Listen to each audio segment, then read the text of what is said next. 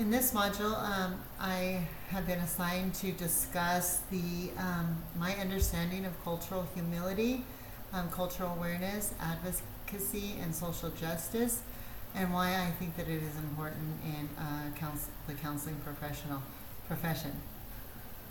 I believe cultural humility and cultural awareness is very important in the professional counseling. I believe that cultural humility is a core to my profession.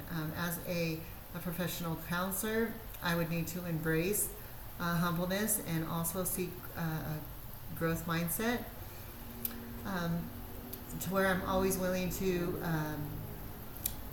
learn from the profession and the counseling organizations that can assist me in being a better counselor. Also, I believe that I need to always be open-minded and never make assumptions or assume that I am an expert, and that I am in the field to actually serve the client. In a cultural awareness, I believe that I will need to be aware of my own cultural biases. Also, in recognizing what the textbook had brought out for us in the introduction to counseling, that there are two major components of cultural awareness, and that is interpersonal and interpersonal. And so I would need to be aware of any limitations that I may have, and also be open to others' perspectives.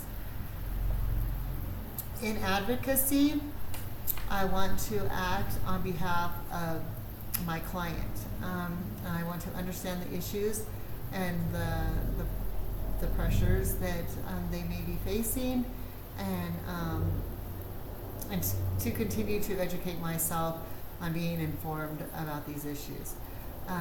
Also, in being able to take initiative for my client, and also to recognize what kind of things are in the community that can help my client as well. I believe that social justice is treating the client as equal, and recognizing that multiculturalism and social justice in counseling competence is something that I will need to reflect upon. I was able to research an article on social justice and counseling competency, and it listed some guidelines for counseling profession.